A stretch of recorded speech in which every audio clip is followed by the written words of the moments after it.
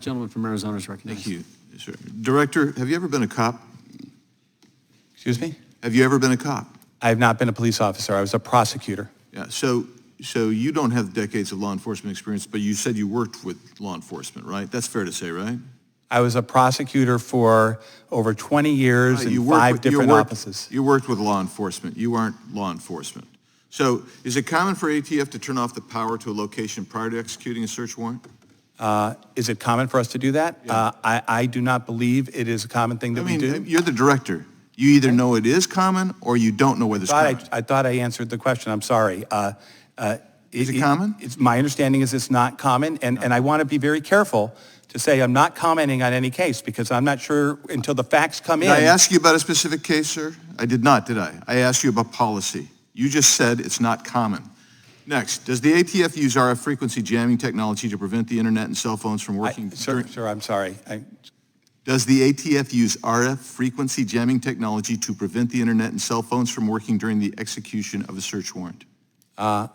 Again, I am not going to sit here, and I guess I maybe should have said this before, and comment on the tactics that we use when we go into dangerous places because it provides a blueprint for criminals to hurt us. Let's get this straight then. You told us you won't answer anything specifically about a case. Now you're saying you're not going to tell us generically.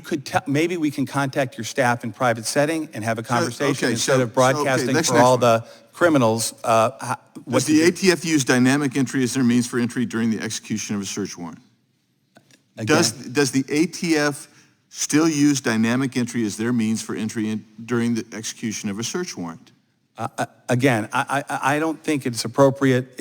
We can communicate with you on these kinds of training issues. I just don't want to give a public blueprint for people tomorrow and the next day who are going to be facing law enforcement through the door to know how we're coming, what we're doing. Do you assess pattern of life as a part of risk assessment conducted prior to executing a search warrant? Can you answer that one? I think that's far enough afield that I could say, depending on the case, we can assess pattern of life at times, of course.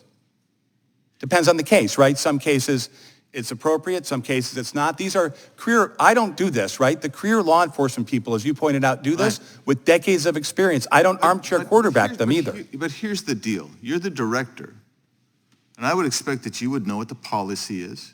And it looks to me, you've convinced me that maybe Mr. Nels was right. I'm not sure that I thought he was right. But you didn't want to tell us specifically about the Malinowski case. I got that. I think it's wrong. I think it's a false narrative. But then when I start asking you about policies, generic policies, now all of a sudden you don't want to answer those.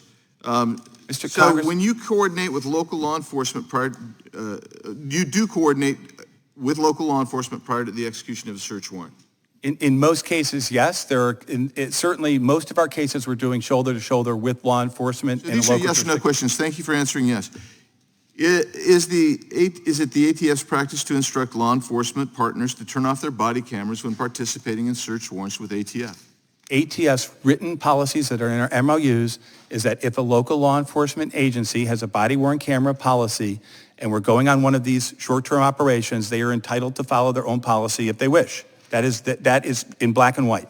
Can you tell us the difference on how the ATF would handle a search warrant on a violent felon versus an individual who allegedly sold a few firearms without a license?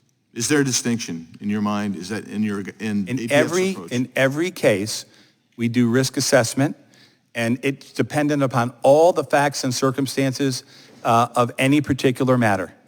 So in every case we do it, but you can't boil it down to one or two things. It's a risk assessment that experts who are risking their lives conduct. How does the ATF balance the need for operational security and the need for the safety to the public? We have to do, you're asking about balancing, I think you said operational security, and we have to keep the public safe. That's obviously paramount. But police officers are entitled to go home alive at the end of their shift also, and we also have to make sure that we're doing that as well. You have to do both. So you didn't answer the question. The question presupposed exactly what you just said. We know that you have to balance them. How do you balance it? That's the question. How do you balance them? The answer is both are paramount, and we have to do both in each operation. But I will tell you this. There's no such thing for a police officer as no risk.